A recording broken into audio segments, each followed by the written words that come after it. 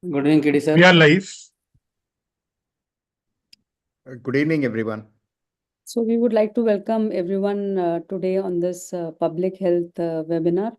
And this being the Glaucoma Week, this webinar was planned mainly for the public, and we have all our public portals opened for that. It is going to discuss the various topics, but I know that doing a public webinar is always very difficult because teach the public about it. And so I would hand over to my co-chair, but the convener of this webinar, Dr. Tanuj Dada, for starting it. And thank you all the speakers and all the expert panelists who have joined today to sort out all the questions. So Dr. Bhalla and Dr. Amit Porwal can please look at the YouTube and the Facebook questions which come on the public platforms. Right. Dr. Tanuj, over to you. Thank you very much, Dr. Namata, for this very nice public awareness initiative on behalf of the Scientific Committee of the All India Ophthalmic Society. So, good evening, everyone, to this webinar. So, today's webinar is to answer all the questions frequently put forward to us by the patients, and we'll be covering each and aspect of glaucoma. So, to start off, we have none other than Dr. Vijaya, who is the senior consultant at Shankara Naitale, Chennai, and she'll be answering the question related to the magnitude of glaucoma blindness in India. Over to you, Madam Vijaya. Ma'am, please unmute yourself. Thank you, Tanuj, and thank you for putting up this program.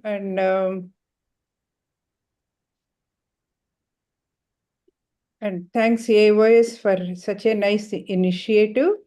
So the topic given to me for the next 5 minutes or so is the magnitude of glaucoma blindness in India. We know very well that glaucoma is the leading cause for the permanent blindness across the world. And we do have a fairly good amount of information about the blindness. My slides have disappeared. Blindness from the population-based studies. So majority of the population-based studies in India have shown the blindness rates both for the POG and the PACG. And Hyderabad has shown the blindness due to the POG is 11.1%, whereas 16.6% due to the angle closure. And Arvind study has shown blindness from the POG to be 1.6%. Chennai glaucoma study, both in rural population and in urban population, has given the blindness rates. In rural, it was more with the POG, less with the PACG. Whereas in urban, it is 1.5% with the POG and 5.9% with the PACG. The West Bengal glaucoma study has shown 5.2% to be due to the POG blindness. But wherever there is information available for both, the blindness in PACG was 2 times that of the primary open-angle glaucoma. High blindness rate can be due to the low detection rates. What does it mean?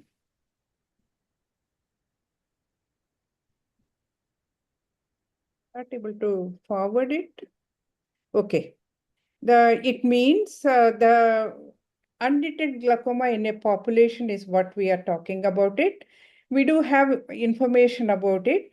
That is 90% of the glaucoma that has been diagnosed in developing countries during the population-based studies was undiagnosed. For the first time, they were diagnosed to have glaucoma. Whereas this rate is only 40 to 60% developed countries. The large number of the undiagnosed glaucomas in the population has a great implication because it causes significant blindness. Let's look at what are the undetected glaucomas across the world.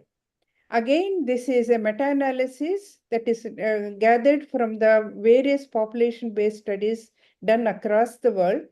If you look at the geographical region-wise, Africa has the maximum undetected glaucomas in population, followed by Asia. Even ethnicity-wise, if you look at it, is Africans, followed by the Asians. And when you look at the Human Development Index, the low-income group countries had maximum undetected glaucomas in comparison to the wealthy countries. The odds ratio for having undetected glaucoma in Africa in comparison to the Europe is 12.7%, whereas in Asia it is 3.4. Even though the odds of having undetected glaucoma in the population is low in Asia, if you look at the number of people with blindness due to glaucoma will be much more in Asia, because there are two most populous countries are in Asia, India followed by China. So in India, we do expect undetected glaucoma in a population to a larger extent, and they may be causing significant blindness rates among the glaucoma patients. So when we talk about combating the blindness and glaucoma, there is a major challenge. It is a challenge of combination, that is underdiagnosis and increase in number of people because of the increase in longevity and increase in the population. So to tackle this combined problem and to reduce the blindness is not an easy task. What is the key to the problem? Key to the problem is to do a comprehensive eye exam. A comprehensive eye exam needs soft skills which are taught for all vision care professionals during their training program. There is nothing unusual and nothing high-tech technology is needed. The basic test like measuring the pressure, looking at the angle, looking at the nerve is what is needed. So comprehensive eye examination is the key to the problem. Where do we use the comprehensive eye examination? For all the opportunistic screening. The word opportunistic screening means whenever anybody approaches a vision care professional, the eye should be examined in detail not to miss any eye disease in the eye. Again, it is soft skills that everybody should be having to do the examination. So once we are doing the examination, what stage we should detect the glaucoma? Is it necessary to diagnose it before any changes are seen?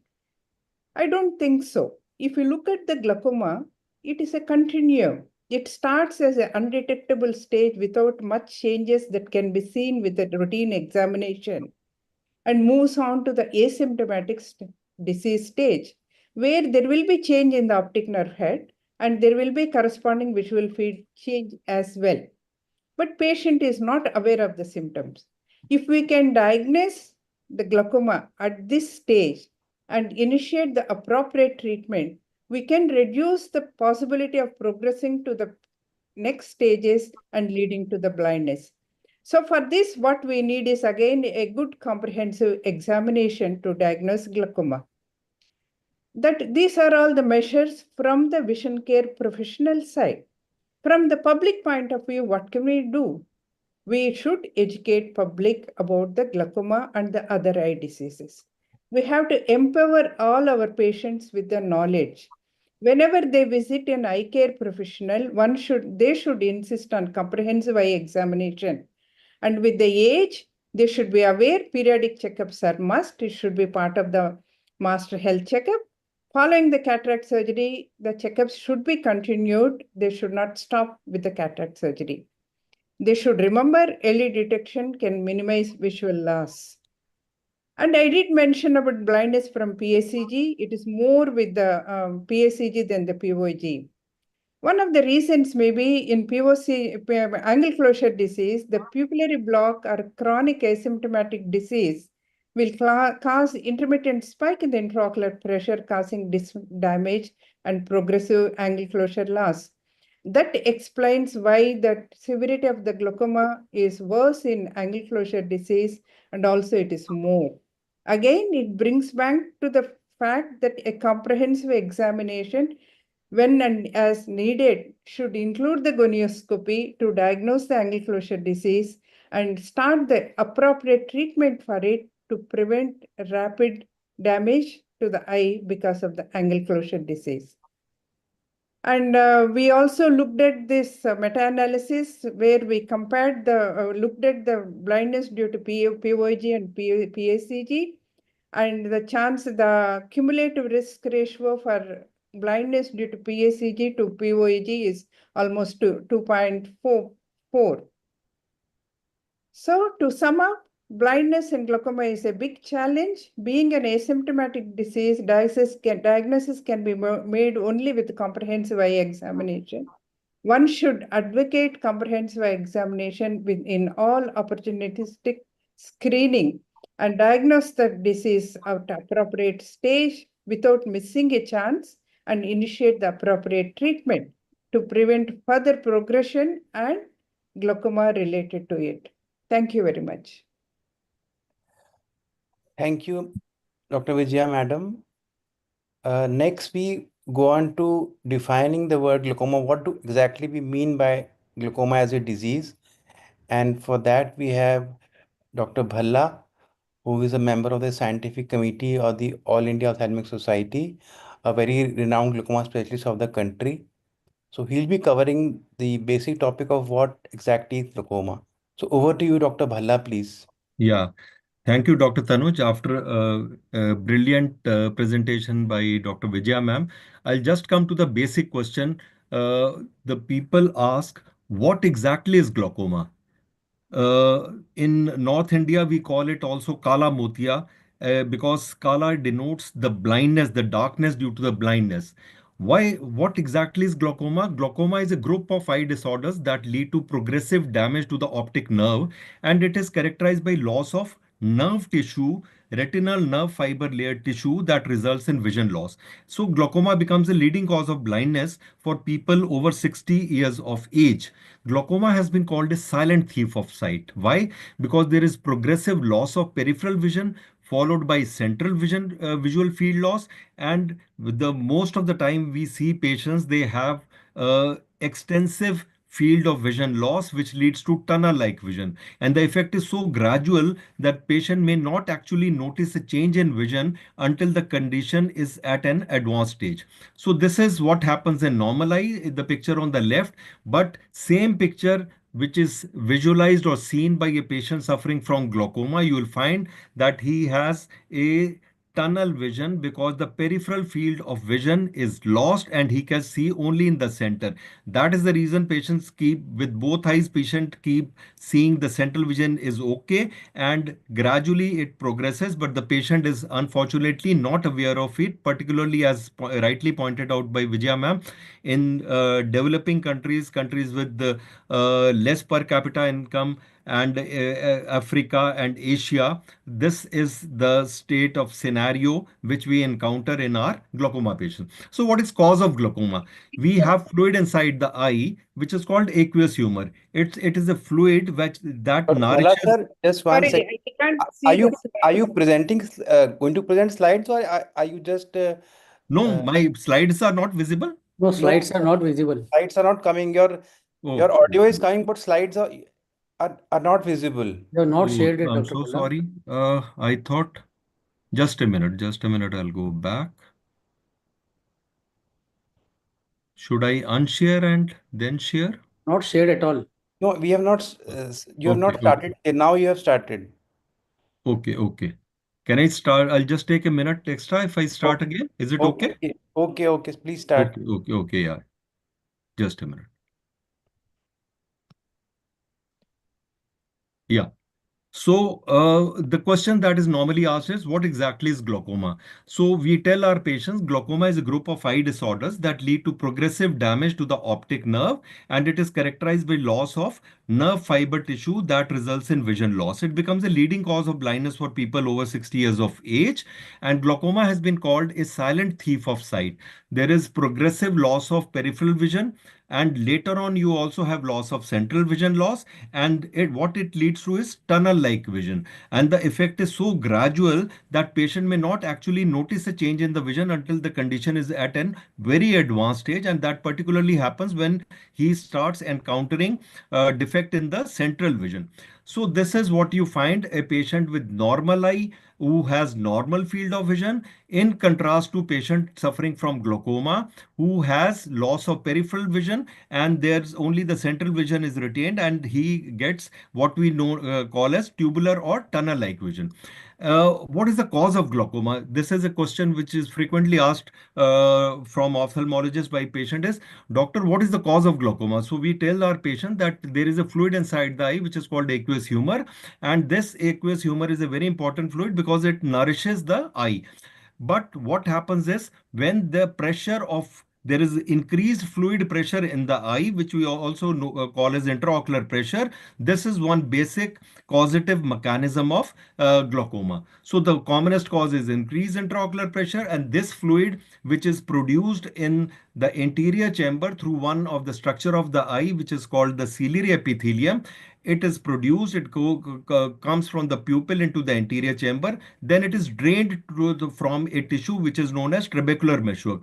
And what happens is, and as in a variety of glaucoma known as open angle glaucoma, there is defect or problem in this trabecular meshwork, which is a drainage channel. It becomes clogged and it results in, now the normal fluid is being produced, but the drainage is defective. So this defective drainage results in increased pressure inside the eye, which leads to damage to the optic nerve. So this is a very simple diagram. The aqueous humor is produced from the ciliary body, from the ciliary epithelium. It goes from the pupillary area into the anterior chamber, and then it is drained again through the trabecular meshwork. Once this defective drainage channel is there, it leads to increased intraocular pressure, and this increased intraocular pressure causes pressure effect on the optic nerve, which is the nerve that is concerned with the vision. So this, because of increased pressure, this starts having defect structurally, which is then later on to translated into the functional defects. So this is normal eye with normal intraocular pressure, and this is glaucomatous eye, which has more intraocular pressure, and this causes pressure effect on the optic nerve. So what are the symptoms of glaucoma? Patient may have complaint of heaviness, pain, there is blurred vision, there is decreased contrast sensitivity, there is narrowed vision, which is called tunnel vision, and there is frequent change of near glasses. But there is other variety of glaucoma which is not painless. It has pain. There is maybe painful red eye, there is headache, there's rainbow colored halos around the light, and patient may also complain of nausea and vomiting. Sometimes these patients land up in casualty where they are diagnosed with acute abdomen because the eye condition has been missed, the painful red eye has been missed. And who are the patients who are at risk of developing glaucoma? Patients above 40 years of age. So, rightly pointed out by Vijaya ma'am, comprehensive eye examination is a must if we have to diagnose and detect these patients who are prone to develop glaucoma or who have already developed increased intraocular pressure. Patients with family history of glaucoma, this is another risk factor group. For patients having refractory error, particularly myopia, the patients with hypertension, patients with diabetes, patients who have used steroids for for skin diseases, for respiratory, bronchial asthma, or some of the patients who are using skin creams, steroid skin creams. So steroid use in any form predispose these patients to development of glaucoma, or patients who have previously sustained eye injury or eye surgery. So this is what I was talking about, aqueous humor, which is a fluid inside the eye, which is produced at some rate, and it exits. And so the normal pressure is about this magic figure, which we sometimes the patient asks, what is the doctor cutoff? There is no cutoff value. It is a range, but normal range is taken as anything less than 21 millimeter of the mercury. These are the various types of glaucoma: open angle, angle closure, normal tension glaucoma, glaucoma in which pressure remains normal, but you have the functional, structural and functional defects in the optic nerve and the field of vision. And then there is a congenital glaucoma which occurs at the young age. So open angle glaucoma is a very common type of glaucoma, and it develops when there is clogging of the drainage channels in the trabecular meshwork, which causes the fluid drainage to be affected and intraocular pressure to rise. Angle closure glaucoma is another variety of glaucoma where again there is pupillary block, which is the commonest mechanism, although there may be some other mechanism also. Because of pupillary block, this iris is pushed forwards, and it again causes the blockage, the iridocorneal contact increases, and this is a medical emergency where intraocular pressure has to be immediately lowered, as stressed earlier, that the blindness due to angle closure disease is almost twice the blindness due to open angle glaucoma. This is primary closed angle glaucoma. This is secondary variety of closed angle glaucoma, then normal tension glaucoma, where the intraocular pressure may be normal, but this normal intraocular pressure is hazardous for this particular group of patients who develop a glaucoma, which is called normal tension glaucoma. This is a congenital glaucoma. This is because there is a defect in the development of the angle of the eye as a result of poor development of the eye. This is also known as childhood, infantile, or pediatric glaucoma. So once we this are clear that this is glaucoma, then there are some basic tests, not very difficult, not Dr. very Bhalla, high-fi. Dr. Yeah, Bhalla, can you summarize what this yeah, I'll section summarize. So these covered are by some of Dr. the Krishna tests. Das? Exactly. These are some of the tests which will be stressed upon by the subsequent speakers. And these tests are easily available with every ophthalmologist. So these tests help us to diagnose the glaucoma by testing of the pressure, by testing of the field of vision, by gonioscopy. Treatment is easily available. So in the past, until relatively recently, there were limited opportunities for early detection of glaucoma, particularly before they have developed any structural or functional defect. Now we can diagnose before they develop glaucoma. Today, glaucoma still cannot be cured, but it can be controlled through the use of eye drops, pills, lasers, and surgery. And during next decade, we hope to transform glaucoma diagnosis and treatment by various sustained release medications, and also maybe in future gene therapy may be also available to our these unfortunate group of patients who suffer from glaucoma. Thank you. Thank you, Dr. Bhalla, for a very comprehensive coverage of the glaucomatous disease process. Next, we have Dr. Krishna Das, who is a senior eye specialist from the Arvind Eye Care System at Madurai, and he'll be covering the topic of what tests are done to diagnose glaucoma. So over to you, Dr. Krishna Das, sir.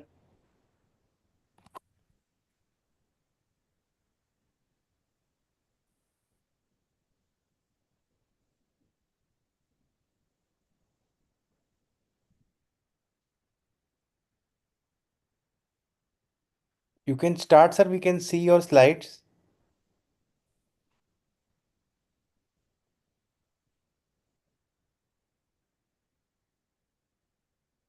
Doctor, kindly unmute yourself and please kindly start the camera. Dr. Krishna Das, you can please unmute and share screen. Yeah, I'm just sharing the screen. The screen is shared, sir. You can just make it full screen. The PowerPoint show mode. The screen is I am visible. not able to see my slides. Just You a want me to minute. stop so that you can reshare? Yeah, I'll stop share. Can we have the next talk? I'll come back. Okay. Okay. So we You stopped have it, doctor. You can reshare, please. Okay. Dr. Shushmita Kaushik is our next speaker, who is a professor at the Advanced Eye Care Center, PGI Chandigarh, and she'll be covering a very important emerging topic, the role of genetic testing and counseling in the clinic. Good morning, Dr. Tanuj, and thank you, AIOSSC, for the opportunity. I hope I'm audible Yes, very and clearly. the slides are visible. All right. Yes. So, well, to talk about genetic testing and counseling in 5 minutes is not is a tall order, but I'll try to do my best. And what I'll do is, I'm sorry, the slides aren't moving. Okay. So what I'm going to do is we'll just go over quickly what is possible and some stories of how we use it in the clinic. And I'll try to bring in pictures of the children who we've taken consent from, so that we can at least have an idea of how genetic testing has helped us in the last couple of years become a little better clinicians. So it's important to know what molecular tests are available. It's not enough to just say get a genetic test done. So you can have something called a whole genome sequencing, and I've sort of broken it up to understand this is like a huge watermelon. That's a whole genome, which is all the exons and introns and the entire DNA of the body being screened. But these are expensive and frequently not required. So you have something called a whole exome. Now remember, this is just one small slice of the whole genome. And if you remember your high school science textbooks, the whole exome is the exons which code for which are there and which code for proteins. And out of this whole exome, you can take out a small bit which is called a gene panel. And this little bit is the ones which are known to code for a particular disease. So this in essence is what we have. We have a whole genome, we have a whole exome, and then we can have a gene panel. But if you know the gene for a disease and you think it is highly concordant with that disease, then you don't need to go about testing everything. If your question is, does this patient with this phenotype, which I think the disease is, have an underlying genotype, and then you can do just a single gene sequencing. So quickly, I'll just give examples of what happens in the clinic and why I say that a little bit of reading and incorporating this in the clinic has fortunately made us a little better clinician than we were initially. So this is story one of a 3-month-old baby comes to us with neonatal onset glaucoma. We think all he needs is a combined CTT, the cornea cleared, pressures were fine, and everybody was happy. 1 year later, the pressure started rising, so we did an additional goniotomy and started noticing a little bit of ptosis. By the time he was 3 years, the pressures again started rising, though the cornea cleared with an ADI. And this time, there was something in my head which said that there is a ptosis, but since the pupillary margin was clear, we didn't really do anything about it, and the parents weren't bothered with the cosmesis.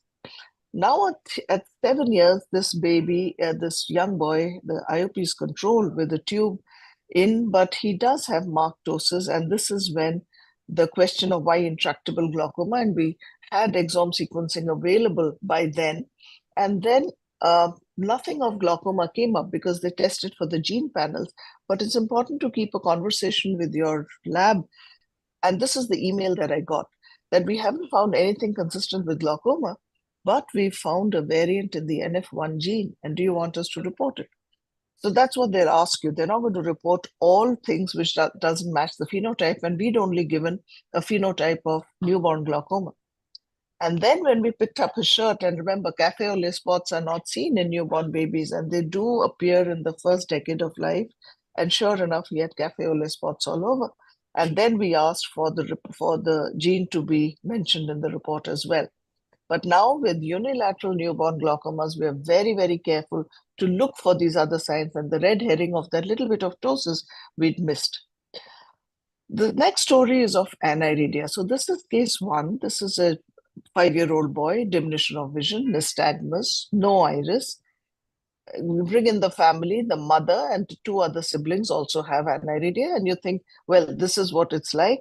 This is what the OCT is like, this fovea plana.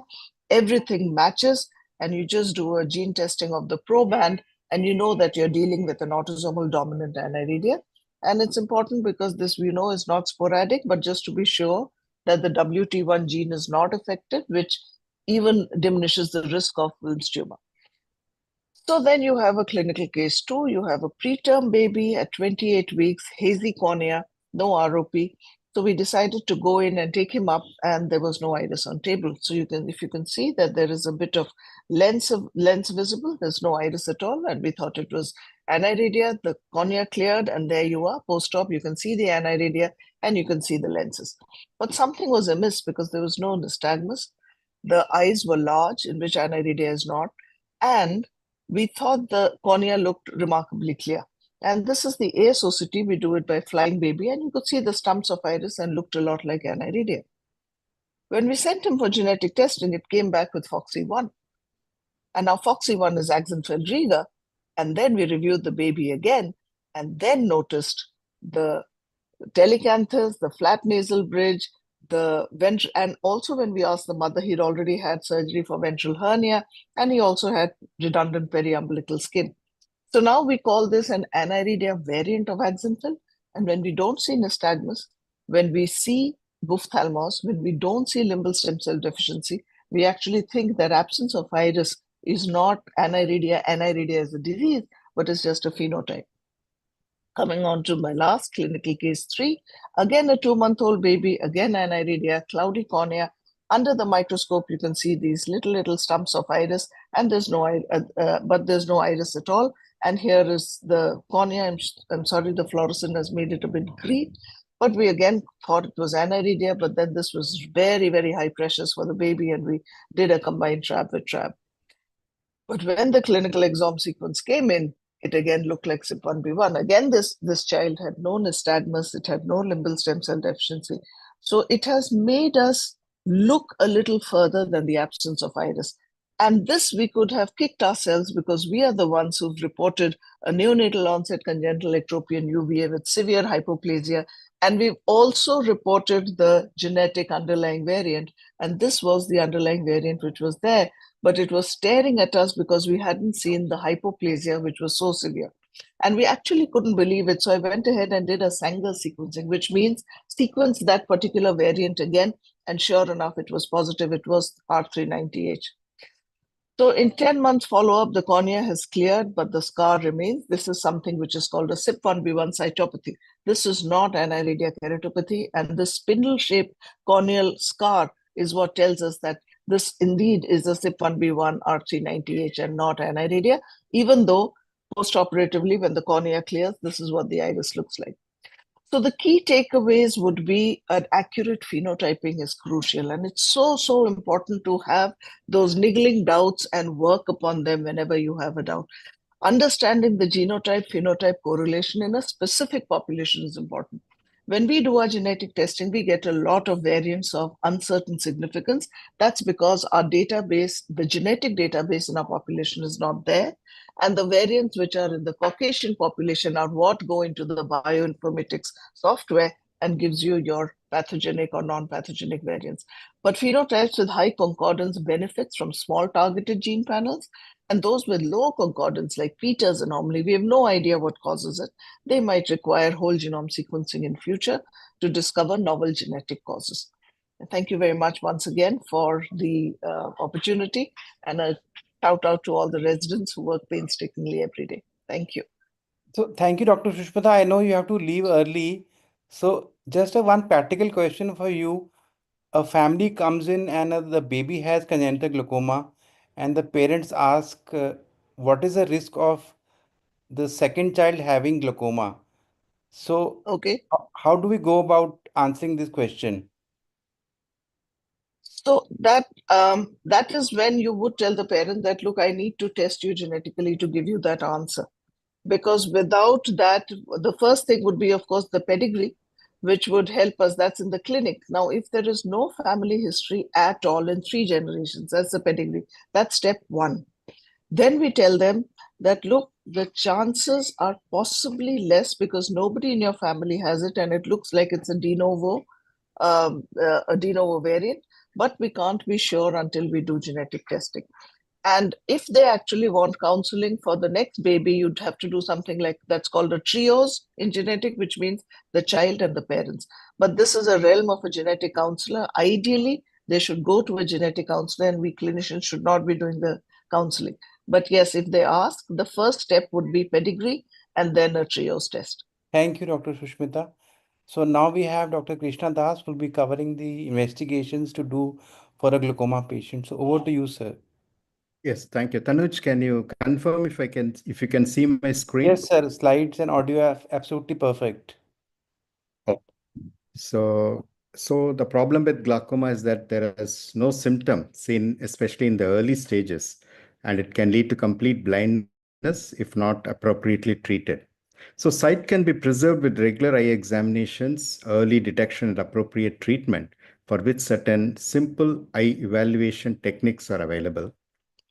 So for detecting glaucoma, these are some of the simple tests which I will be briefly telling in the next few slides. The tonometry, optic nerve evaluation, the visual field test, measuring the corneal thickness, evaluating the drainage angle, measuring the retinal nerve fiber layer thickness. The tonometry actually refers to measurement of the intraocular pressure. Several measurement techniques are available. The most common ones used in the clinic is what is known as the Goldman applanation tonometry that you're seeing. And normally intraocular pressure is in the range of 10 to 21 millimeter of mercury, as Dr. Bella has said. And anybody can be prone to develop glaucoma at any level of intraocular pressure. But measurement of intraocular pressure is not only important for diagnosing glaucoma, but mainly to titrate treatment. Our treatment has reduced the intraocular pressure by how much or by what magnitude do we need to reduce the intraocular pressure is what the tonometer can teach us. Pachymetry refers to measurement of the corneal thickness, which is important because one, corneal thickness is an important risk factor for glaucoma. Thinner corneas are more prone for progression of glaucoma, unlike the corneas which are thicker.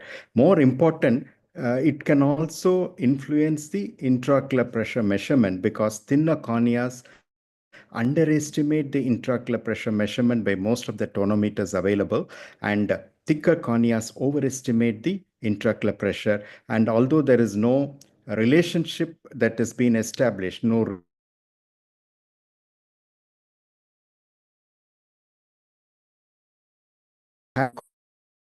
level with the corneal thickness. In general, we take it for granted that thicker corneas overestimate the intraocular pressure by a few millimeter and the thinner corneas obverse.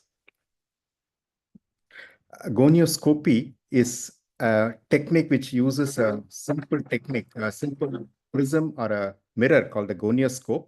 And you had heard Dr. Balla talking about different types of glaucoma, principally open angle and angle closure. So this technique helps us to decide whether what type of glaucoma the patient has, and the determination of whether the angle is open or closed is important in determining the type of treatment that one has to provide to the patient.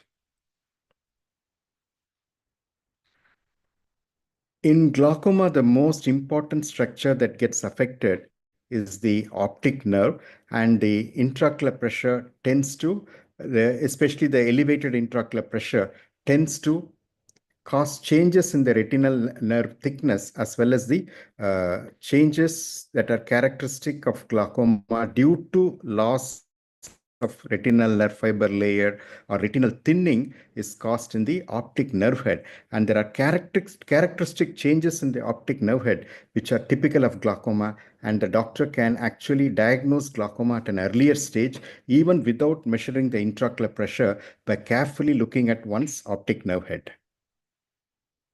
And fundus photography is a evaluation or an equipment that can document the appearance of the optic nerve heads. And what you can see here is the normal healthy optic nerve, and the one to your right shows an optic nerve that has been damaged due to glaucoma, and the characteristic change that is seen in the optic nerve head is called optic nerve cupping. And this is a very essential test to diagnose glaucoma because there are different kinds of glaucoma, and we need to remember that increased pressure may not always cause glaucoma, and glaucoma may not always be apparent by measuring the intraocular pressure alone. So one of the most crucial and critical tests to diagnose glaucoma is optic nerve evaluation, either by instruments such as ophthalmoscopic slit lamp evaluation or by documenting the optic nerve appearance through fundus photography. Now, documentation of the optic nerve appearance by fundus photographs will also serve as a baseline test with which we can try to see if the disease is progressing or is stable with the continued medical treatment. We had earlier talked about glaucoma, the increased intraocular pressure affecting the thickness of the retina. In fact, glaucoma and increased intraocular pressure can cause damage to the inner retinal layers, which cause thinning. And this measurement on the inner retinal layer thickness can be measured by a laser technique called optical coherence tomography. As similar to measurement of the inner retinal thickness, the optic nerve head contour, the changes caused in the optic nerve head can also be documented both qualitatively and quantitatively using this simple technique called optical coherence tomography. The one to your right, where you find a lot of green colored coded figures, they indicate that the inner retinal thickness as measured by optical coherence tomography is normal. And to your right, you have certain parameters which are highlighted and flagged in red, which shows the changes or thinning of the inner retinal layer and the changes in the optic nerve head as a consequence of glaucoma. The last but not the least important evaluation in glaucoma is what is known as perimetry or visual field test. This is actually evaluation of the peripheral vision of the patients who are affected with glaucoma. In glaucoma is a disease where central vision remains intact for a long time until the late stage of the disease. But in the earlier stages, the peripheral vision gets affected. Now, this peripheral vision can be evaluated by this technique called perimetry, where a patient is asked to fix at the central point where there is a point of fixation, and image and light stimulus appears in the periphery, and the patient will be asked to respond whether he is able to see the peripheral light stimuli while fixing at the central portion of the visual field. So this can actually diagnose glaucoma not at an earlier stage as compared to OCT, but at the same time, evaluation of visual field is very important to document the visual dysfunction that is observed in glaucoma. So this is the left and the right eye of a patient afflicted with glaucoma. In the left, you can see that the visual field is practically normal, while in the right, you can see the characteristic visual field change that occurs in individuals with a slightly moderate to advanced glaucoma. The only major disadvantage of the visual field is that it's a very subjective test, and unless the patient is very attentive and cooperative, we may not be able to get accurate results. So in conclusion, simple non-invasive tests are available to eye doctors to detect glaucoma early, and all it takes is a periodical eye evaluation in those at risk and all over the age of 30 years to have glaucoma evaluated, detected earlier and treated appropriately. Thank you. Thank you, Dr. Krishna Das. Just a common query that a patient has got all these tests done and they all turn out to be normal. So when do you call the patient again for the testing? Oh, it depends upon the risk factors, Tanuj. Suppose somebody has a family history of glaucoma, has a very thin cornea, slightly higher intraocular pressures, or a larger cup disc ratio. These are the people who fall at a high risk range, and probably we would like to call them once in 6 months if all the risk factors are there. Suppose they do not have much risk factors, no family history, a perfectly normal optic nerve, OCT and visual fields, perfectly looking normal optic nerves with the borderline intraocular pressures and thicker cornea.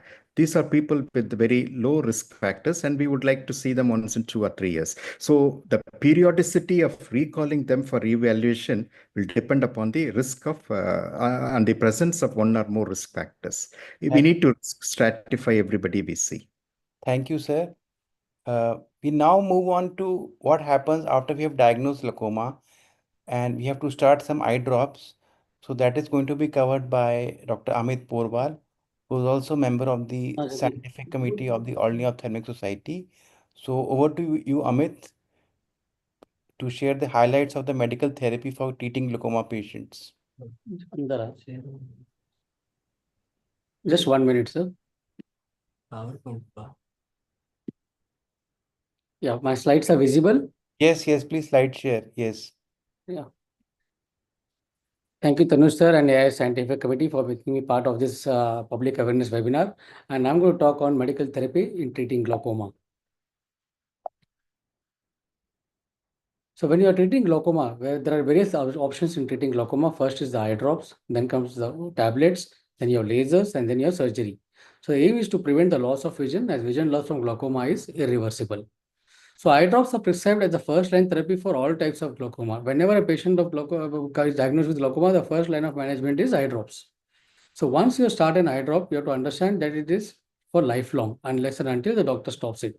So it is important to take your medications regularly and exactly as prescribed if you are to control your eye pressure. So you have to put only one drop at a time. There are certain ethics which we have to follow. You have to put one drop at a time. At least keep a gap of 5 minutes between the two medications if there are two medications advised. And after installation, keep your eyes closed for 3 minutes without blinking. And also you should occlude the nasal lacrimal duct, which is near the nasal bridge, which I'll be demonstrating in the subsequent slides. So you should always schedule your eye drops in such a way that it is easy to remember and should be around your normal routine activity. Remember to always carry your eye drops when you are traveling. Always keep in mind the interactions with other systemic medications and the role of steroids. Steroids is very, very important, especially in our country, because steroids is the most abusive medication over the counter available easily in our country. And that is one of the reasons to increase the intraocular pressure and cause glaucoma. Use prescription eye Small drops video first. Wash just your showing hands. how to put With your the eye head drops. tilted back, use your index finger to pull down your lower eyelid to form a pocket. Gently squeeze.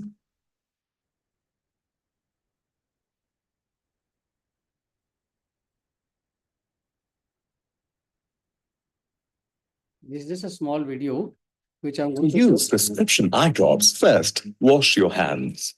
With your head tilted back, use your index finger to pull down your lower eyelid to form a pocket. Gently squeeze one drop into the pocket. Do not let the bottle tip touch your eye, your fingers, or any surface.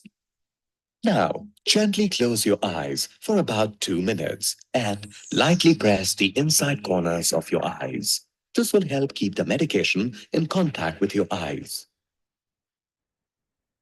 So this is how you are supposed to put the eye drops. And this is the most important way how you're going to put it, because what happens most of the time is we tell the patients to buy the eye drops and put it, but we never demonstrate them how to put the eye drops and why the occlusion at the medial side of the eye is very, very important. Because this, when you occlude that, the drop stays in the eye for a longer time and the systemic absorption is reduced. So how to put the eye drop? Only one drop, clean drops over the skin. Pressure to close the tear duct, as I told you, to press it medially. Always tick mark a calendar. You have a calendar in the house, you have put the eye drop, tick mark it so that you know you have not missed the eye drop of that particular day. These medicines should be used, should be continuously used until the doctor tells you to discontinue, especially before hospital visits. What happens is we should be very clear in communicating to the patients. Also, the patients also should understand that glaucoma medications once started are for lifelong. It's like a diabetic or a hypertensive medicines. They should not buy one bottle and then stop it. They should always continue it till the doctor tells them to stop it. So what should I do if I forget to take my eye drops? Always carry your drops while traveling. Instill your drops as soon as you remember it. Inform your doctor about it if you discontinued the therapy for a long time. Regularity in putting the medication is the most important factor for control of the disease. So always make sure that you put the eye drop at a fixed particular interval of time. You can have a range. It should not be at 9 o'clock, means 9 o'clock only. You can have a range, but make sure you put in that particular range only. It should not be today I put in the morning, tomorrow I putting in the night. It should not be haphazard treatment. Always follow a regime. There are certain medications in glaucoma, especially like the prostaglandin, which can be used once at a night time. It may cause redness of the eyes initially when you start the therapy. There can be eyelash growth. There can be darkening of the skin around the eyes. So these are some of the side effects of these medications, which the patient should not be worried of. If anything of this thing also happens, he should always ask his doctor, to inform his doctor that this is a thing happening, or the doctor will inform you that these are the side effects which can occur. Coming to the next set of medications like beta blockers, it may worsen the pulmonary disease. If patient is especially asthmatic and you are starting on timolol, it may worsen his asthma. So always make sure you tell the doctor the systemic illness what you are having, so that the doctor will prescribe the medicine accordingly. The beta blockers may slow the pulse, lower the blood pressure, the heart rate, especially heart block and hypertension. You must tell the doctor that you have an heart disease or lung disease, or you are using any medications, so that the doctor will treat you accordingly. Then you have the next set of medicine called the alpha-adrenergic agonist. It may produce allergic reaction, especially itching and redness in the eyes, and it is to be avoided in the children. Never give the children glaucoma medication to the children without consulting the doctor. This is a habit in our country that if you prescribe one dog medicine to anybody, especially the elderly people, if the kid is having any problem, he'll tell, put this eye drop, I'm feeling happy with this, you also put it. So that should not be there. We should always encourage the patient to not self-prescribe the medicines to their family members. Topical carbonic anhydrase inhibitors, it may produce stinging and burning sensation. It has a bad taste in the mouth. It is not used in patients with sulfa allergy. Oral medications, as I told, that is a carbonic anhydrase inhibitor set of drugs. It should be taken with meals or meal to reduce the side effect. You should always tell the patient to have banana, apple, or orange juice or coconut water in the diet to minimize the potassium loss. There can be frequent urination and tingling sensation in the fingers and toes. That means this patient is having sulfa allergy. So the take-home message is glaucoma is a sneak thief of vision. Always remain vigilant throughout life. It is a progressive disorder, except in rare case. Never think you are being cured. It is a lifelong. Repeated examination is the must, and eye drop has to be continued for lifelong. So eye checkup over 40 years, which has already been emphasized. Early treatment can help to prevent vision loss. Talk to your doctor and don't be afraid to ask questions. Help others by spreading information. Always take the benefits from the schemes by the government of India and social rehabilitation if the glaucomatous visual loss is too severe. I thank you, and I thank Dr. Tanush sir for helping me out with this presentation. Uh, Mine is over, sir. Thank you, Dr. Amit. There is a new class of medications available. So patients often ask us whether they should use a new class known as the preservative-free medication. So any Yeah, earlier we had a lot of patients, especially when we used to start on anti-glaucoma medication. Patient used to complain, the most common complaint would be redness and stinging and burning. This was because of the preservatives which were there in the anti-glaucoma medications. But now recently in India, we have a lot of preservative-free drugs which doesn't damage the ocular surface, and the symptoms are reduced. So we should always encourage our patients to use a preservative-free medication so that the adverse reaction due to the preservative is avoided. Thank you, Dr. Amit. So once the eye drops you have used, there is another class of treatment available, and that is lasers for glaucoma. And to highlight that, we have none other than Dr. Chandrima Paul, who's a leading glaucoma specialist of the country, and she'll be sharing her high experience about the utility of laser therapy for glaucoma patients. Over to you, Dr. Chandrima, please. Thank you, Dr. Tanuj, and thank you, AIOS and the scientific chair, Dr. Namrata Sharma. So can you see my slides? Yes, please just slide share.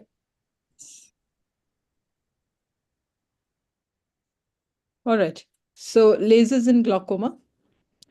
A laser is a device that emits light through a process, and just to, because this is for the general public, so the properties of laser are monochromatic, coherent, parallelism, and brightness.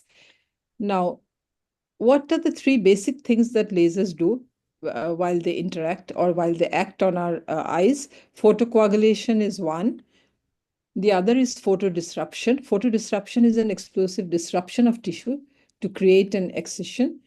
And the third that they do is photoablation, which is vaporizing the tissue. So this is how lasers actually have the photochemical effects, the thermal effects, and the ionizing effects. So coming to lasers on in glaucoma, we have the closed angle glaucoma, open angle glaucoma, and cytophotocoagulation. In closed angle glaucoma, we generally do laser PI, that's laser peripheral iridotomy or iridoplasty. These are the use of lasers generally in closed angle glaucoma. In open angle glaucoma, we generally do SLT or selective laser trabeculoplasty, and under cytophotocoagulation, we generally do transscleral cytophotocoagulation or endocytophotocoagulation. So just let us have a look at each of them separately. So in open angle glaucoma, what do lasers do? The outflow enhancement is done by laser trabeculoplasty, and the inflow reduction is done with cytophotocoagulation. And lasers in angle closure, they relieve the pupillary block, that is by laser iridotomy, and modification of the iris contour by laser iridoplasty, and inflow reduction by cytophotocoagulation. That's in end-stage glaucoma. So lasers in the post-operative treatment in glaucoma, laser suture lysis, that's post-trabeculectomy, laser sclerostomy, and laser goniopuncture, mostly in non-penetrating surgery. So this is one of the commonest things that we do in angle closure, that is the laser iridotomy. So laser iridotomy is generally done in these conditions. Primary angle closure suspect, those who cannot come for regular follow-ups, need frequent pupillary dilatation. Just provocative tests we generally do not do nowadays, and one-eyed with a PSCS or a family history of PSC or PSCAG, and fellow eyes of established PSC or primary angle closure glaucoma. In primary angle closure, iridotomy is of greater benefit in this group of patients who are more prone to develop primary angle closure glaucoma. And in primary angle closure glaucoma, we generally do iridotomy to reduce the incidence of further subacute attacks. Pupillary block is a significant mechanism causing angle closure, for which we actually do iridotomy. And it is also done for therapeutic purposes to relieve an acute angle attack or to relieve raised intraocular pressure caused due to iris bombing. So neovascular glaucoma, we generally do not do it when the iris has new vessels because there would be immense bleeding. And eyes with angle closure due to non-pupillary block mechanisms such as lens-induced narrowing, in those cases we generally do not do, or drug-induced secondary glaucomas, we do not do lasers. So where the angle cause for narrowing is choroidal swelling or effusion, in those cases also we do not do it. So patient preparation, this is actually more on the medical side, generally not for the public. So the lens choice is Abraham lens, and I'll move on to the next slide, which is more relevant for today's talk. That's the Nd:YAG laser is used for the iridotomy that you see those pictures. I'll show you a clearer picture. It is sometimes combined with the diode laser. Our Indian irises have a lot of pigments, so sometimes it's difficult to do it only with the YAG laser. That's when we do a diode laser and make a clear up the pigment in that area, and then in the crater, center of the crater, we make a hole with the YAG laser, and that's how it generally looks like, the iridotomy. This is a anterior segment OCT picture of it. And post-laser management, we generally give steroids to reduce inflammation, and of course we use anti-glaucoma medications and do follow your doctor's advice for this. And the complications are a few here, but these are more of the book, then we do not see them regularly. So moving on to the next is indications.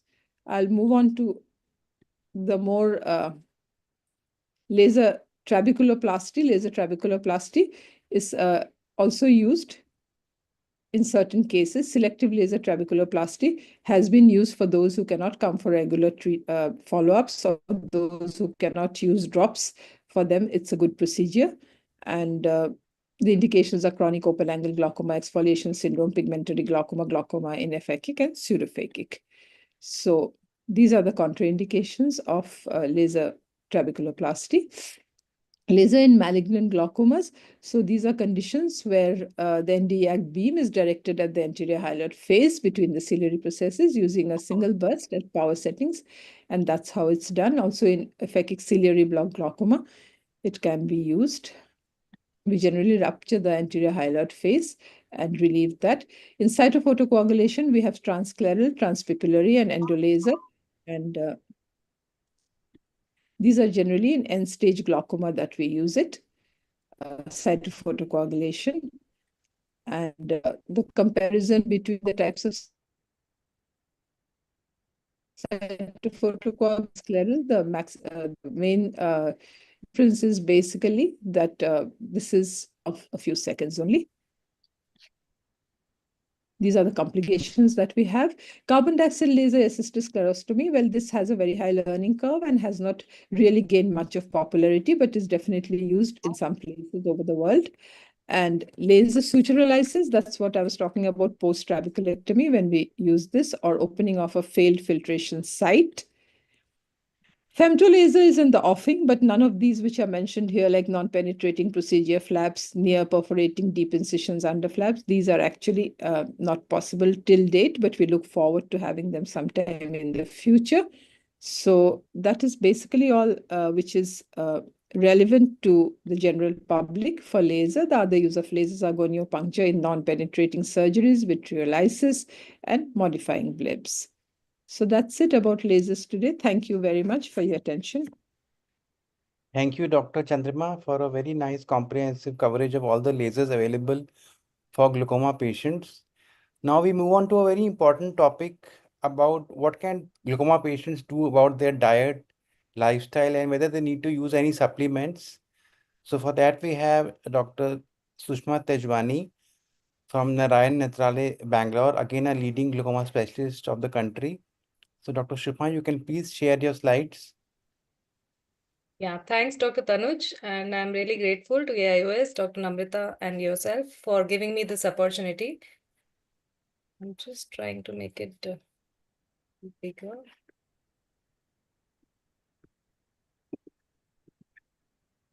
Yeah. Is my screen visible? Just slide share. Yeah, it's visible now. You can start. Thank you. So we have been talking about the glaucoma management, and most of it is focused on the intraocular pressure reduction. However, we do understand that there are certain patients who still progress. There is therapy failure. In such situations, we need to look at, say, non-IOP related factors and systemic issues, and we do take care of that. Do we have anything else? Well, my topic addresses that part only, that is diet and lifestyle modifications. I'll be taking it in these 4 parts. So, first of all, I would want to say that all these changes are that we want to adapt are complementary to glaucoma treatment, and they are not the alternatives. So that's how we need to understand. Now, in general, we know that oxidative stress and glaucoma are closely related. This is one of the risk factors for glaucomatous optic neuropathy, and there are a lot of chemicals, nitric oxide, etc., are involved in the vasodilation and improving the optic nerve head perfusion. And oxidative stress do cause free oxygen radicals, which is responsible for RGC death.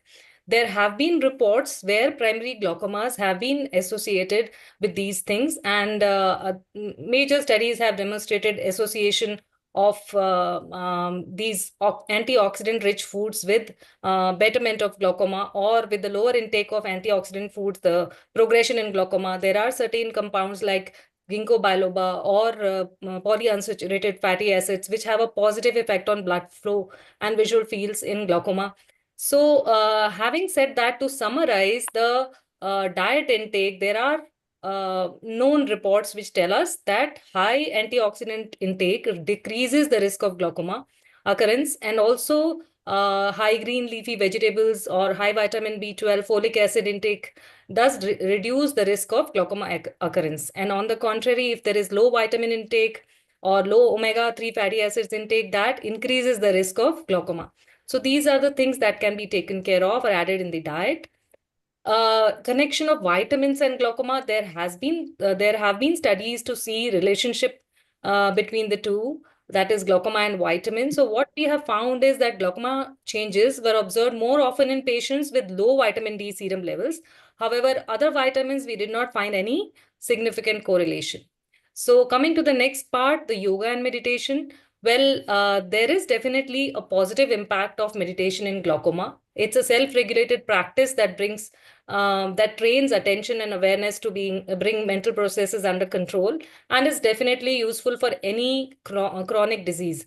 The mindful meditation focuses on breathing techniques, which activates parasympathetic nervous system, and that is how counteracts the stress response. It is associated with neuroplasticity and positive changes to our neurological system. So how does it help in decreasing the glaucoma severity? Well, there are multiple ways how meditation impacts. One is that it decreases the stress. It decreases cortisol levels and inflammatory markers. It improves oxygenation to the brain and also reduces the intraocular pressure. So that's how it can positively modulate the cellular pathways in glaucoma pathogenesis, thereby leading to reduction in intraocular pressure and improved quality of life. Coming to yoga and exercise, well, exercise is known to reduce the baseline intraocular pressure, and it reduces the expression of pro-inflammatory genes and upregulation of anti-inflammatory and antioxidant cytokines, that is thereby having positive effects or beneficial effects on ocular perfusion pressure and glaucoma. So to generalize, if you talk about the aerobic exercises like walking, running, swimming, etc., there are short-term effects of increased intraocular pressure during the activity, but actually there is a intraocular pressure drop after 30 to 120 minutes of activity. So daily walking or 10 minutes of daily exercises definitely reduces the odds of visual field loss. And if the patient is physically more active, the disease severity is less. If the patients who have sedentary habits start exercises, that lowers the intraocular pressure. If you look at the specific type of exercises like isometric resistance or weight training, there is a similar or greater increase in intraocular pressure. However, we have to watch breathing patterns, particularly weightlifting and all. With normal breathing, it is better. Otherwise, it can cause high intraocular pressure. Swimming also has the benefits. However, we have to have a caution that swimming goggles, if they are smaller goggles, they can cause increased intraocular pressure. 365 breathing technique described by Dr. Dada only can reduce intraocular pressure and serum cortisol level, thereby improving or be beneficial in glaucoma patients.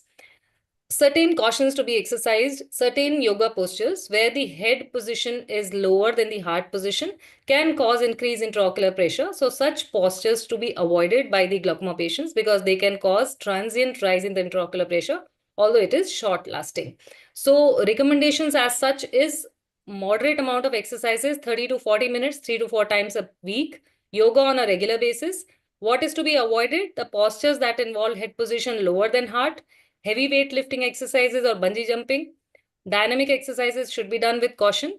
A specific type of glaucoma like pigmentary glaucoma or pigment dispersion syndrome patients should avoid heavy exercise. Coming to the sleep patterns, well, we do know that sleep apnea is associated with increased risk of glaucoma. So treating sleep apnea is beneficial for glaucoma patient and also improves quality of life. Certain sleeping postures like dependent eye position or in a prone position can increase intraocular pressure. So we have to have a word of caution for glaucoma patients if a particular eye is progressing fast. Coming to the lifestyle changes, well, we do not have definite evidence because these kind of studies are limited and subjects are already on anti-glaucoma therapy. So, and there are certain conflicting results. However, certain things that we can point out, association with coffee or caffeine, it increases IOP by 1 or 2 millimeter for 1 to 2 hours. However, it is not associated with glaucoma unless it is a very high intake, that is more than 5 cups a day. So smoking, well, heavy smoking definitely increases risk of progression, and stopping smoking does have a protective effect.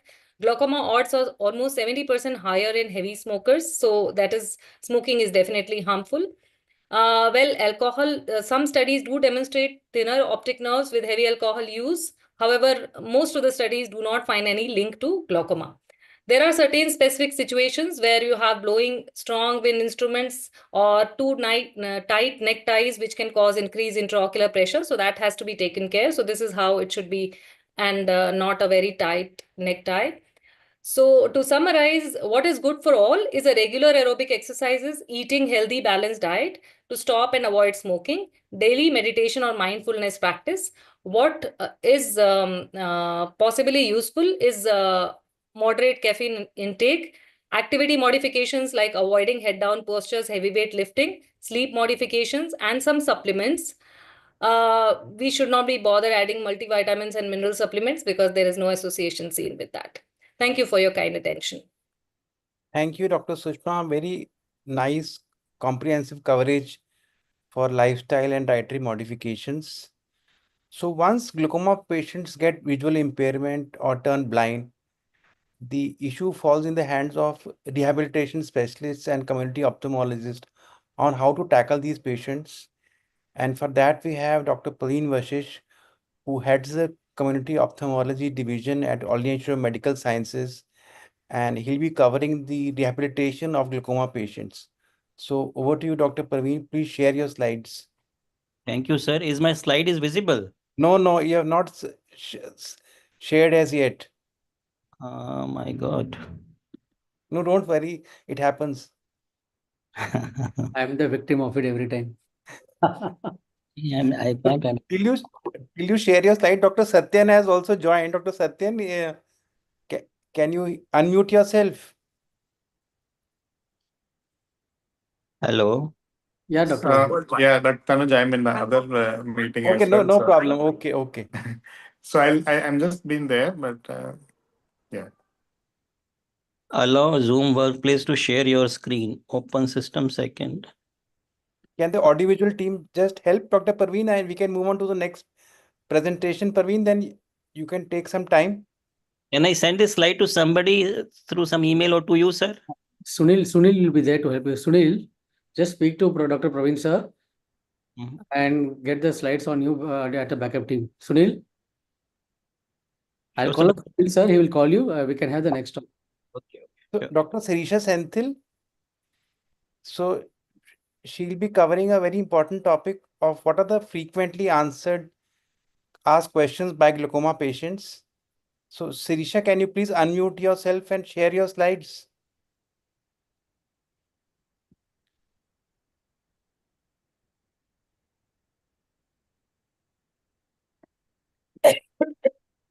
Yeah, good evening, Dr. Sirisha. You can please share your slides. Yeah.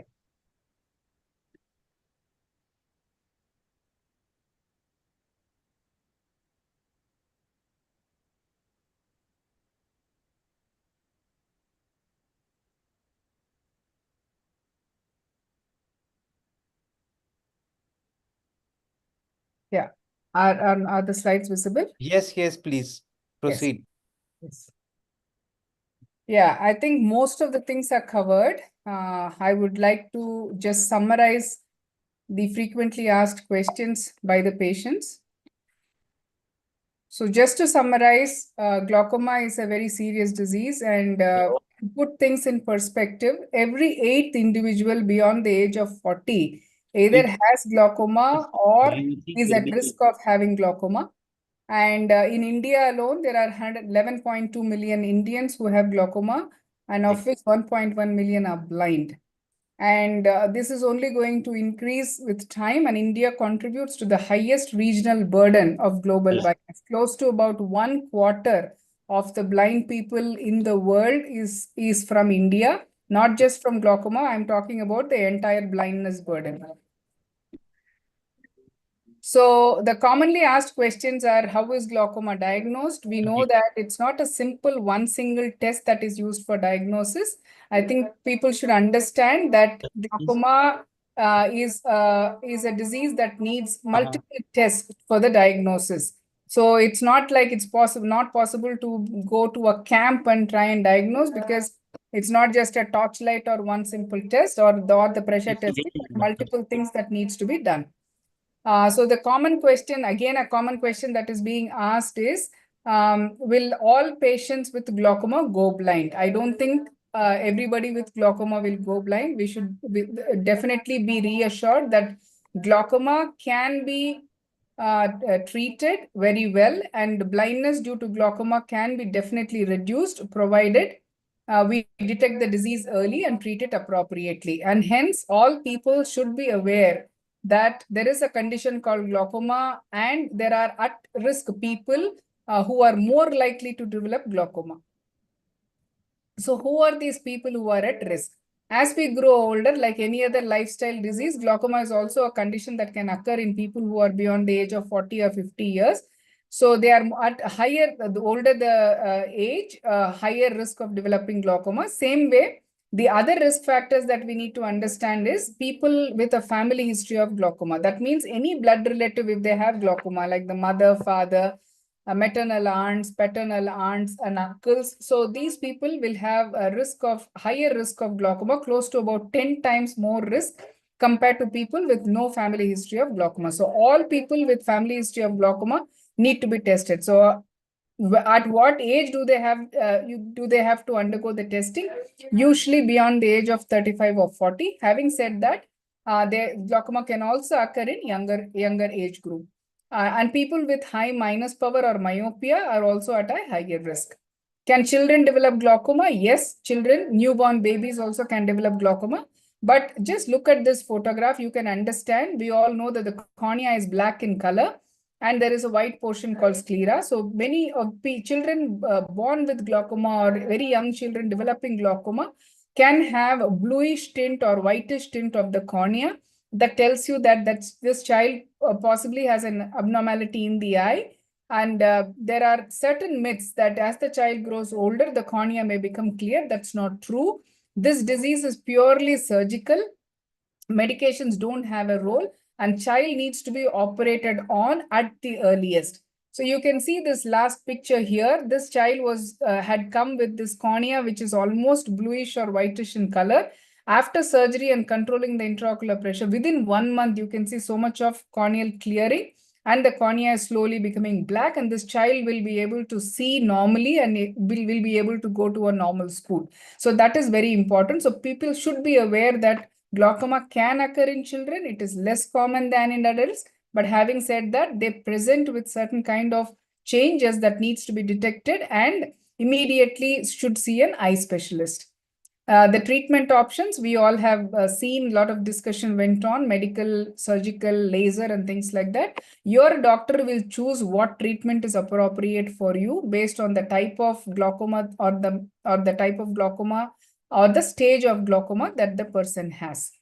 The medication should be continued lifelong and should not be stopped. Definitely, there should be a way of instilling medication. Amit has very nicely shown the video as to how the medication should be instilled, and the gap between the medication should always be given, and punctal occlusion is something that should be followed. One word of caution about steroids. Again, this was covered, but I'm showing a couple of pictures just to understand that apart from the steroid creams, which are known and which the doctors prescribe, which we are not supposed to be using it unmonitored and beyond the timeline, the certain fairness creams also that can have steroid. These are very much available in the market today. One can actually go to the Amazon and see that these are available. There are certain fairness creams, but they don't have any mention of a named steroid in it. In fact, the content does not show any steroid in it, but they have very high quantity of very potent steroid. And people should be aware, and these should be banned from the market, and people should not use it.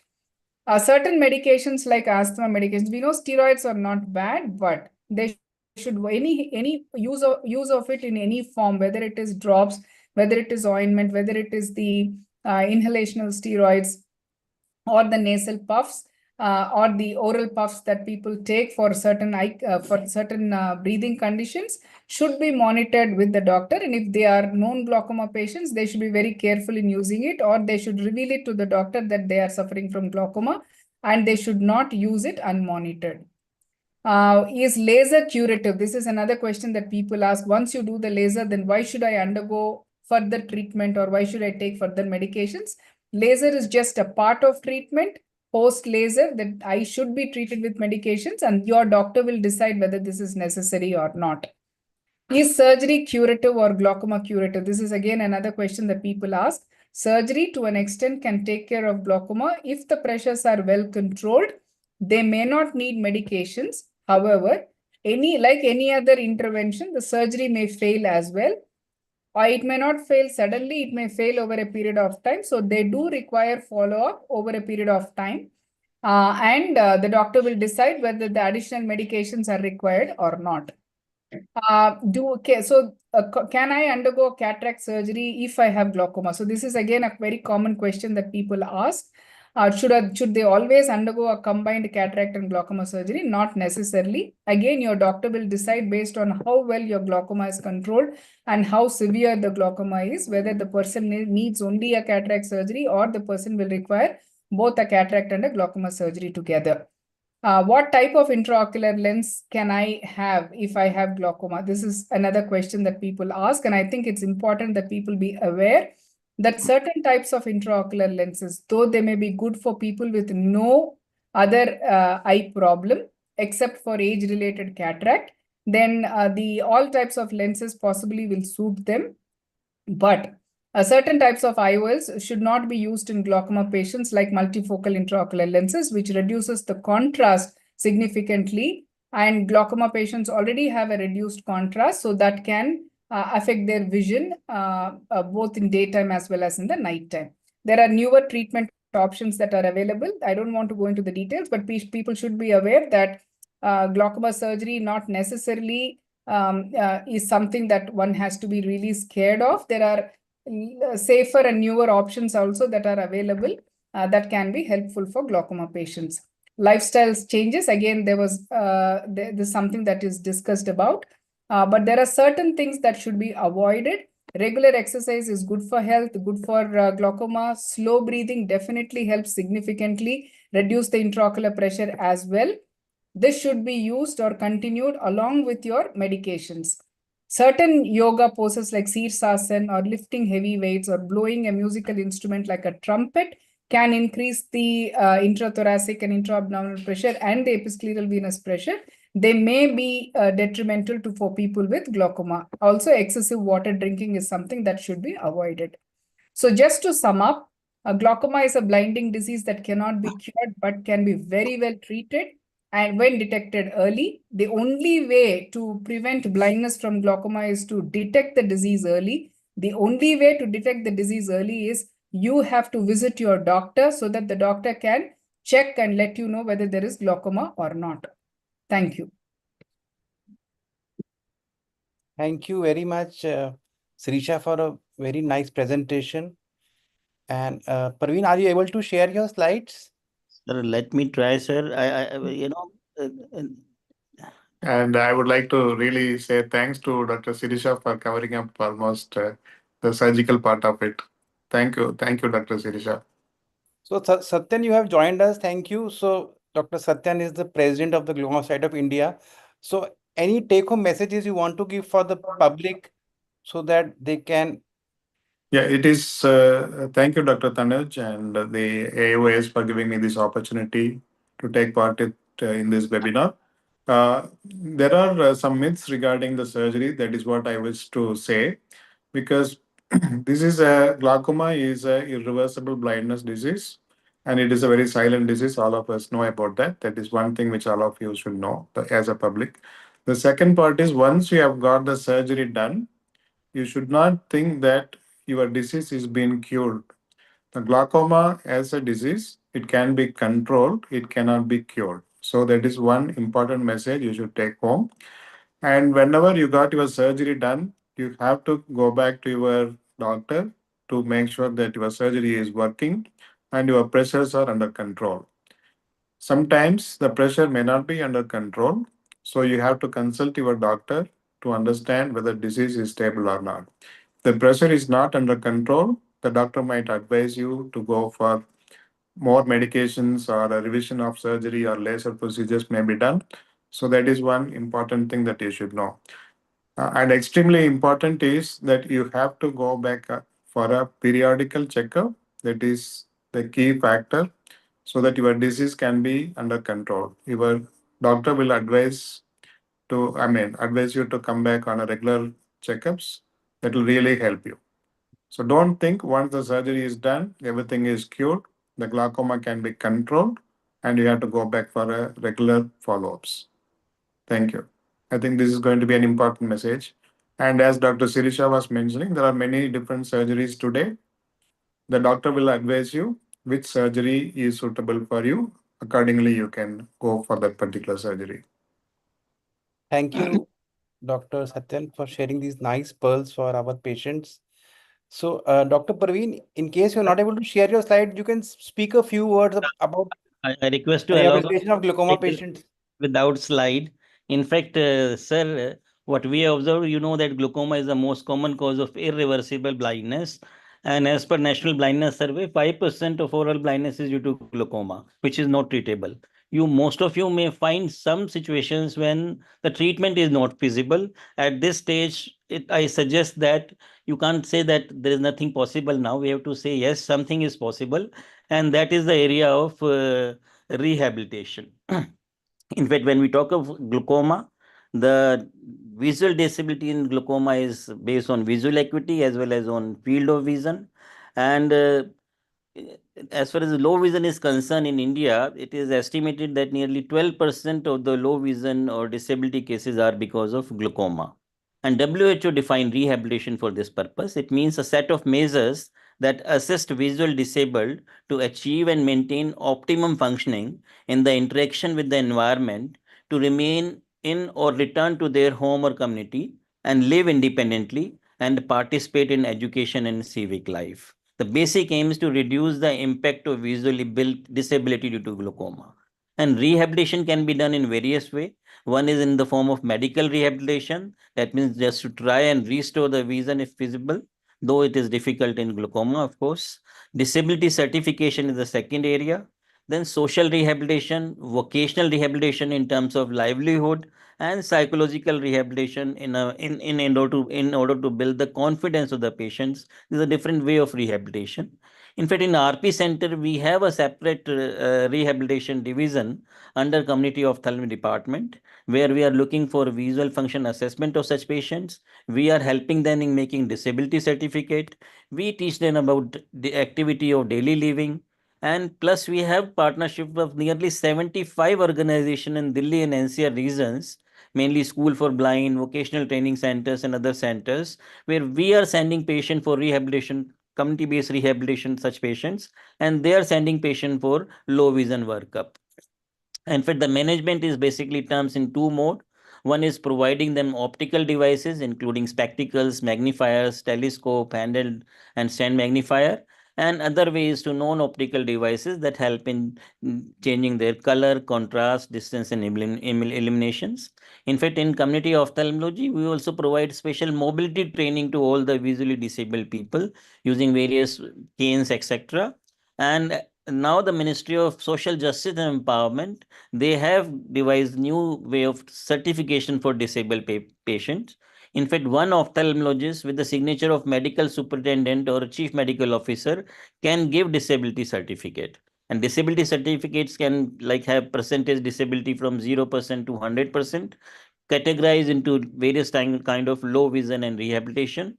Now, dedicated matrix is there where a layperson, even a health worker, can actually assess the percentage disability if they are aware of the visual acuity in both eyes, best corrected visual acuity on both eyes.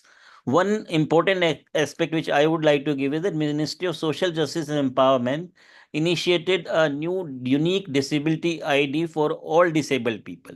If somebody is having this disability ID, then all kind of benefits which can be given to such patients are easily accessible. They don't have to show any other documents. These unique disability ID is more than sufficient for such patient.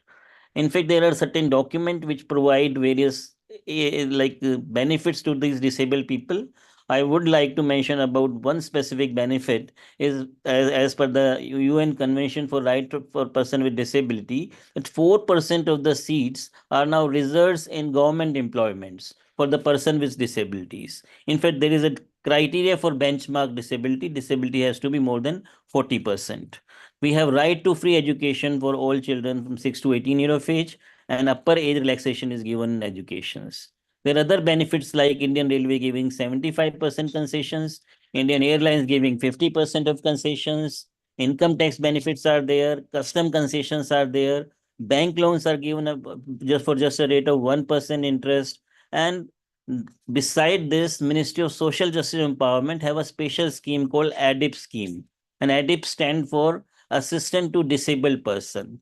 And under these schemes, if the income is less than 15,000 per year, monthly income is less than 15,000, then full cost of assisted devices is given by the government. There is a list of 51 devices, which include device for visual impairment also, including mobile phones, laptops, braille note makers, all these are being given, and low vision aids free of cost, depending on the income of the patients.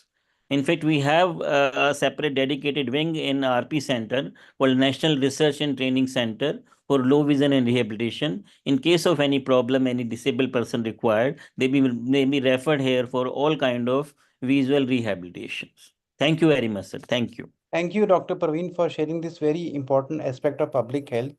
Now, I would like to invite Professor Pandav, who is the chief of the Advanced Eye Care Center, PGI Chandigarh, to share his expert comments because he regularly does glaucoma awareness programs. So, sir, please share some important messages for the public regarding glaucoma. Thank you, Tanuj, and thank you, AIOS, for this wonderful webinar. I think a lot of things have already been actually covered, and the important thing is that I think has been emphasized already that glaucoma is a silent disease, is a silent type of sight, and because there are no symptoms, so patients don't know that they have the disease. The other thing is that there's no simple screening test for glaucoma. And the only way to detect this disease is a comprehensive examination. So unless you look for it, even you won't know whether there's a disease or not. So it doesn't reveal itself easily. So that means the patients have to be careful about it. They have to be aware of this problem. And so is true for the physicians also, because ophthalmologists also, because if they do not look for it, they will also miss it. So it's very important that there's a lot of awareness in the community, and also there's a kind of, it's mandatory to screen for glaucoma in all the patients that you come across. And I think the concept of that opportunistic screening has already been mentioned, by one of the speakers, and that I think is very, very important. And then also, I think Dr. Vijay has said that, and also that there's a comprehensive examination, which is very, very important. Plus, of course, you have to. This is kind of incurable disease, but that should not kind of cause a lot of worry, because the blindness due to this can be prevented. So it's incurable, but it's controllable. One can control it, and for that you need early detection, and you need proper treatment. And also important thing that has already been emphasized, the treatment is not a one-time treatment, whether it's surgery, laser, or medicines, is an ongoing treatment. So sometimes, people think that after surgery, surgery has been done and things are over now, but that doesn't happen. Even after surgery, patients have to come for follow-up and keep monitoring the disease, because it can go out of control even later. So this is a kind of a lifelong follow-up would be required. And if we diagnose early, if we treat it properly, and if we are careful about this, I think a lot of blindness which happens due to glaucoma is preventable and can be prevented. Sir, if a patient has had glaucoma surgery, so Yeah. any special precautions that you advise the patient, especially for a glaucoma filtering surgery, any do's and don'ts that they have to do after surgery? I think the most important thing is basically to stick to what your doctor, your surgeon has given you instructions. That's very important for the early post-operative period, because the success of surgery would depend on the care in the post-operative period. So surgery itself is just half done, half of the job, and later on you need to take care of the eye. But on a long-term basis also, the surgery can fail, the pressures can go up, and sometime you will need medicines even after surgery.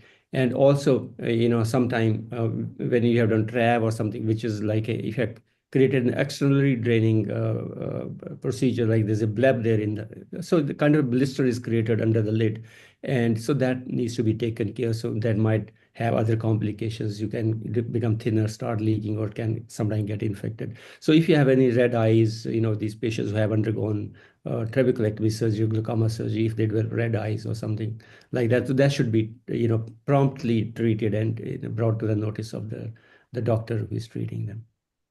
So thank you very much. I think it has been a very informative webinar. And uh, Dr. Amit, would you like to make a comment? Yes, sir. Since this is a public webinar, I thought what I felt was, whenever a patient goes to a physician, especially a general practitioner or an MD medicine, they always have a habit कि sir मेरा blood pressure कितना है. So I think we should create that much of awareness among all the general masses, that whenever they go to an ophthalmologist, they should ask the ophthalmologist कि sir मेरा eye pressure कितना है. So how we have BP, we should spread this awareness that please get your eye pressure checked. This is very, very important. If this awareness is created, I think we can reduce the burden of glaucoma by diagnosing early. That's what a small comment I wanted to make. Thank you, Amit. So everybody, please put on your video feed. So Amit, you can take a group photograph. Yes, sir. Yeah, there are some questions, Dr. Tanuj. Yes, One or two please. questions. Can I just ask the panelist? Yes, please. Yeah, there is one very, I think, practical question. Doctor, are glaucoma patients allowed to have driving lessons? And what is the stage where the driving lessons can be refused? Because normally what happens is only the vision is tested and the color vision is tested while giving fitness for the driving lessons. Though I think it's a very important point has been raised. Don't you think we should also stress that when the field of vision is affected in these glaucoma patients, it becomes hazardous to give them driving lessons? So, what is the view of panelists on this? Dr. Pandav, please, and Dr. Krishna Das. That's a very important question, actually. I think though normally we are testing the visual acuity and color vision during these tests, but we do a comprehensive eye examination. We look at the fundus and we look at the optic nerve. So if you suspect that there's a problem with the optic nerve, there's a possibility of glaucoma, then certainly the visual field should be done. And if you have visual field which is restricted, if it's a bilateral kind of a binocular restriction of the visual field, I think these patients would be at higher risk of kind of missing the traffic, which is, in the adjacent areas, and would be at a higher risk of, the mishaps. So I think that needs to be kind of taken care and put it into the medical examinations. Yeah, when he was Dr. giving. Das, sir, any Praveen, comments on insights? Praveen, do you have any insights on this? Yeah, sir, in fact, as per the current law is concerned, for routine like this licensing, it is only the distance vision is taken and field of vision is not taken. And probably we need a policy change that even requirement of field is necessary in case we are giving certificate. This kind of not certificate, driving license, sir. In So our country, we don't have Guidelines? any law regarding the field of vision for driving license. We conducted a study among all the drivers in Indore. We did a vision testing. When we found out that even their vision also is not normal, that is also suboptimal, and they're driving. Some of them are one-eyed with the vision of 560, 60. So we need to write to the government of India to have some standard of field of vision to be checked when you are applying for a driving license. I in think fact, that's a very You can important go ahead point, with I this think. and do it, sir. Yeah. AIOS and Glaucoma Society should make this representation to Government of India that field of vision should also be made a mandatory requirement to be done once driving license is issued, because just testing the central vision and color vision, and most of the time you see that medical certificate is signed by MBBS doctors who check the vision and color vision. They don't even go to ophthalmologist. So they really become hazard not only for themselves but also for other road users. I think that's a very important question that has been raised. Other question that is there is, doctor, there is a lot of some of the doctors I go to, they say start using preservative-free glaucoma drops. Some say no, the preservative. So there is a lot of confusion. So what is the view of panelists on this? The newer companies and so many preservative-free glaucoma drops that have been introduced into the market. Do they have the same efficacy, same penetration? Dr. Sirisha, can you please take this question? The utility of preservative-free medications. Yeah, thank you. So just to add a point to the previous question that was asked, and I agree with the panelists that field of vision is very important, but we also have to see that it's not practical. What the patient will need is a comprehensive eye examination, of course, the distant vision, color vision, and like what Dr. Pandey said, if there is a problem with the retina and the optic nerve, or the optic nerve, they definitely should undergo field of vision testing. So yeah, I think through AIOS and GSI, there can be a comprehensive recommendation for that. And with regards to this question, yes, do they work similarly, both preserved as well as the non-preserved glaucoma medications? I think they work similarly. Does everybody need to use a preservative-free medication? I don't think it is necessary. There are two issues. One is the cost. Number two is the dropping. At least in India, we don't have truly preservative-free units. But what we have is the Novelia technology. And so that Novelia technology, the medication, the dispensing of the drop is not easy. It's very difficult. It's very hard when they so many of our patients use the drop by themselves. So if they have to press and put the drop, it's not easy to use it. So not necessarily everybody need to use a preservative, but anybody with even the earliest sign of ocular surface disease, or people who don't mind, who have an attendant to put the drop, and people who don't mind the cost, I think can use the preservative free. Dr. Bhala, any other questions are there? Yeah, other question, I think it has been answered, but still, doctor, I have glaucoma and I've been diagnosed with cataract also.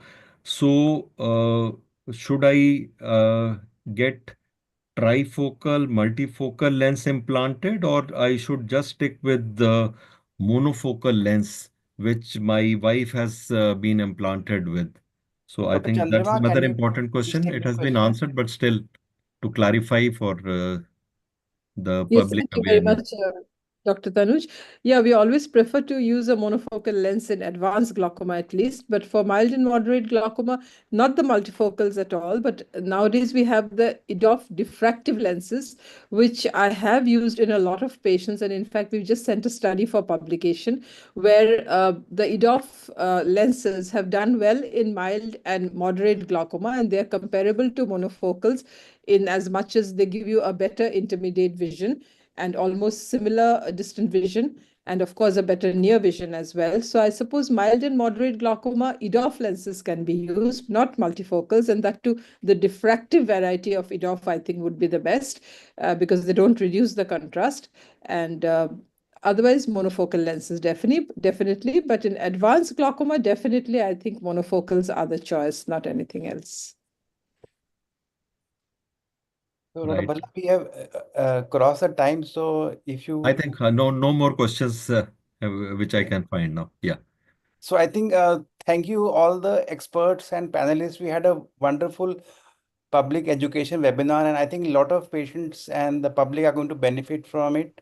I would like to thank all the speakers and the panelists and Dr. Namrata Sharma, Chairman Scientific Committee of the All India Ophthalmic Society for this webinar. And I hope all the viewers will benefit greatly from the information shared here. So thank you very much, and keep spreading the word about the World Glaucoma Week and prevent blindness from glaucoma. So thank you, everyone. Thank you. Can I have a group photograph now? Yeah. Yep. Amit, you can take the photograph. Yeah, I'll just take it, sir. He was having. Thank you, Tanuj, and the entire team for this event. Thank you. Well, Thank Glaucoma. you. Thank you, everyone. To avoid the number of the bite. Thank you.